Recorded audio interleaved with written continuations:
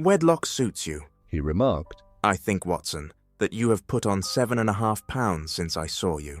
7, I answered. Indeed, I should have thought a little more.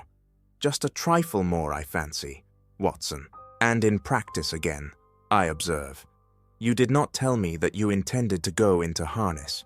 Then how do you know? I see it. I deduce it. How do I know that you have been getting yourself very wet lately, and that you have a most clumsy and careless servant girl? My dear Holmes, said I. This is too much. You would certainly have been burned had you lived a few centuries ago. It is true that I had a country walk on Thursday and came home in a dreadful mess, but as I have changed my clothes, I can't imagine how you deduce it. As to Mary Jane, she is incorrigible, and my wife has given her notice, but there again, I fail to see how you work it out. He chuckled to himself and rubbed his long, nervous hands together. It is simplicity itself, said he.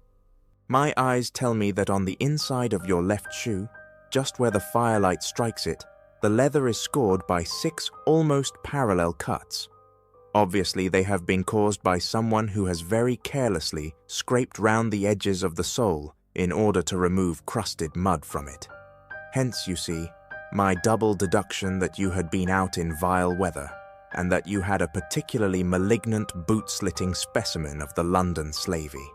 As to your practice, if a gentleman walks into my rooms smelling of iodoform, with a black mark of nitrate of silver upon his right forefinger, and a bulge on the right side of his top hat to show where he has secreted his stethoscope, I must be dull, indeed, if I do not pronounce him to be an active member of the medical profession.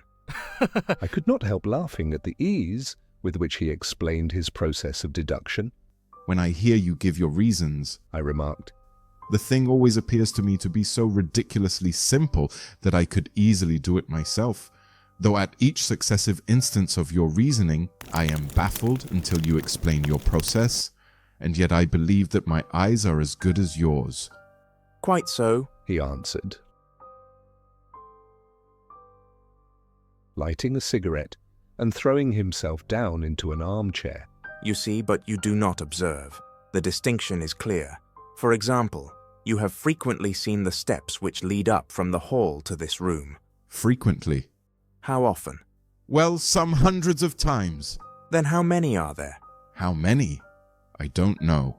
Quite so. You have not observed, and yet you have seen. That is just my point.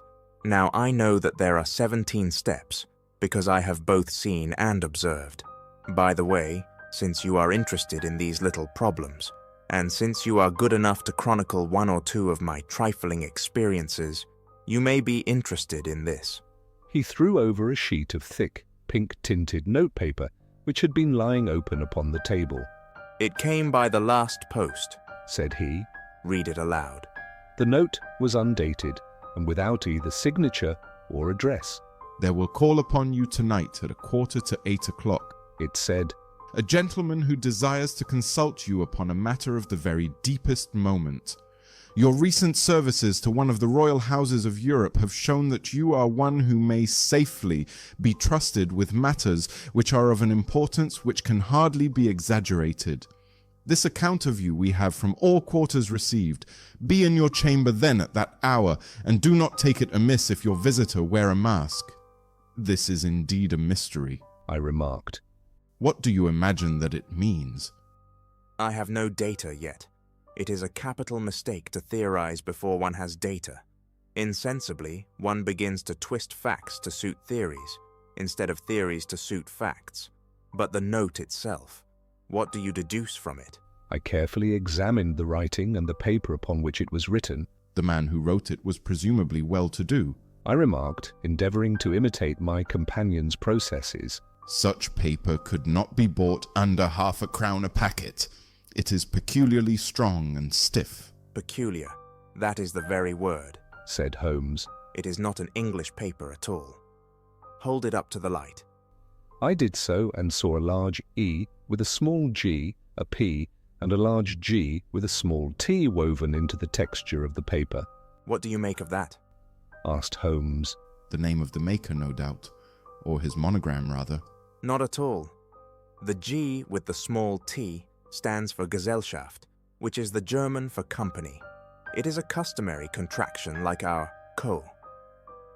P, of course, stands for Papier. Now for the RG. Let us glance at our continental gazetteer.